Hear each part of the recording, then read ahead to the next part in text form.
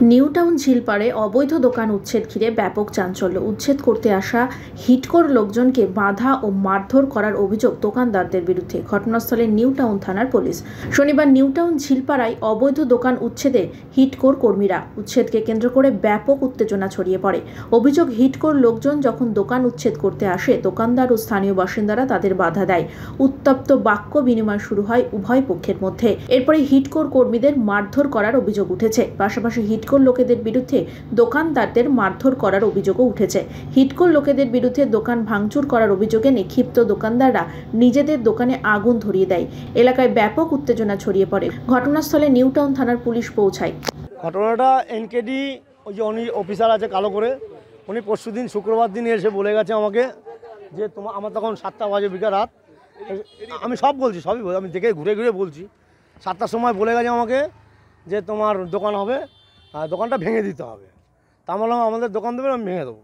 এই হচ্ছে আমাদের কথা। কালকে মাইক প্রচার করে আজকে ভেঙে দিই। তা আমরা বললাম ভাঙতে হবে না, আপনারা সময় দেন, আমরা ভেঙে নেবো। এই তো আমাদের সাথে কথা ছিল।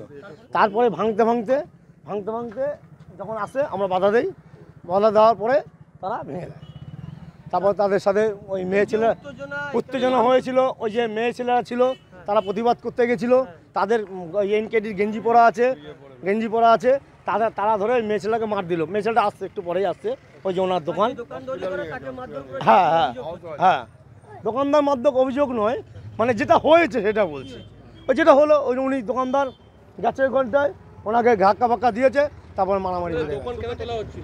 আমাদের দোকান তোলা হচ্ছিল, জানি না কি কারণের জন্য ফুল গাছ লাগাবে।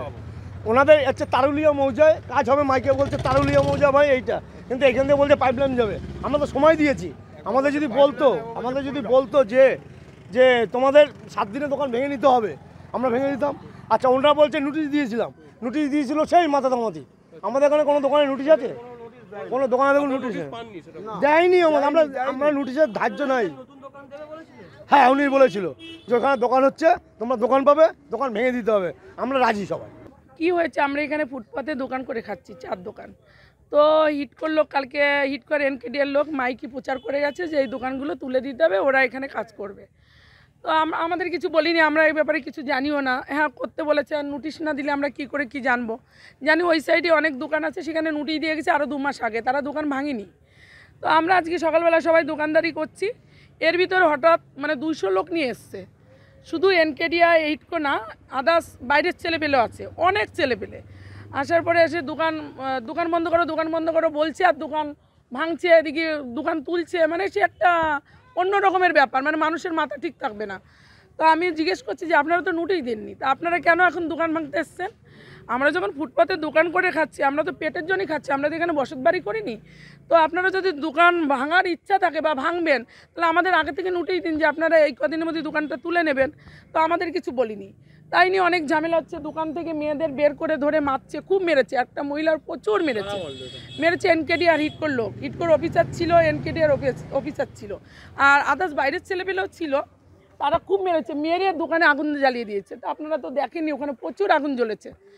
এই হচ্ছে ব্যাপার। তারপরে নোংরা কথা আছে। তো তুলে দিচ্ছে কেন, কি হবে এখানে? বলছে এখানে নাকি গাডল হবে, এখানে নাকি ফুল গাছ লাগাবে, এখানে ফুল গাছ লাগাবে, সেটা বলছে। আমাদের এখানে ফুল গাছ লাগাবে এটা বলছে।